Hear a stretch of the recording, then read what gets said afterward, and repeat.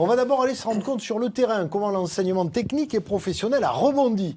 Après cette crise sanitaire, Régis Guillon et Xavier Marchand sont allés au centre de formation par l'apprentissage de Muret, près de Toulouse. On regarde. Des tutoriels de pâtisserie, des vidéos de mécanique et carrosserie, des cours en ligne.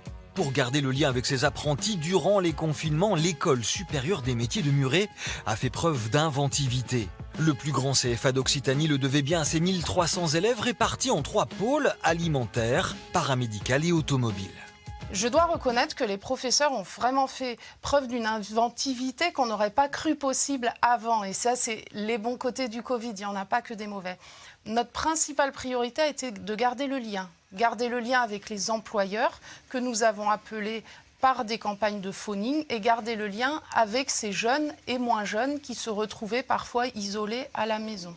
Au CFA de Muret, après quelques mois d'interruption, les cours en présentiel ont repris. Dans l'atelier auto, voici les chirurgiens de la mécanique. Les mains dans les entrailles de cette voiture, Rémi et ses camarades vont devoir déceler et réparer la panne. Le bornier, il est branché à la masse ou pas? On va se prendre sur les masses calculateurs.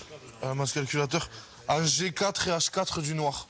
À 26 ans, Rémi trace enfin sa route. Après un bac scientifique et une année de fac, ce passionné d'auto s'est réorienté vers un bac pro, puis un BTS pour faire enfin ce qu'il aime et prouver au passage que l'apprentissage n'est pas une voie de garage. C'est un peu ce qu'on me disait au début, notamment au collège et tout ça.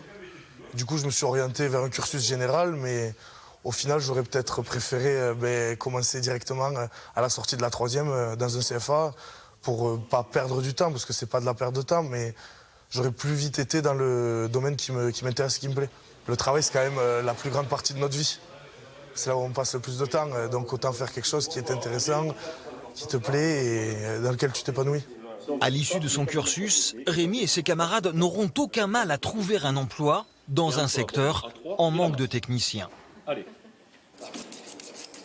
Autre filière en tension dans l'apprentissage, l'alimentaire, comme en boucherie. Ouais, pour moi c'est bon. Les désossages, c'est bon. La France forme 8000 jeunes bouchers chaque année, alors qu'il en faudrait 16 000. Ceux qui ont la vocation ont l'assurance d'un CDI avant même de débuter leur formation. Au début où j'étais formateur ici au CFA, il y avait 40 apprentis bouchers. Voilà. Aujourd'hui, on a quand même 120. Donc on en forme beaucoup plus qu'avant. Mais il y a une telle demande en fait que le vivier n'est pas suffisant. Quand on a eu une baisse dans le métier, ça venait aussi des conditions de travail. Aujourd'hui, c'est vrai que les salaires ont augmenté, les conditions de travail sont beaucoup mieux qu'avant, donc on draine un nouveau public plus important qu'avant. Ceux qui ont l'examen, il y a 100% d'employabilité. Au CFA de Muret, en moyenne, près de 90% des élèves obtiennent leur examen, tout diplôme confondu. Pour accéder à l'emploi, l'apprentissage reste une mécanique bien huilée.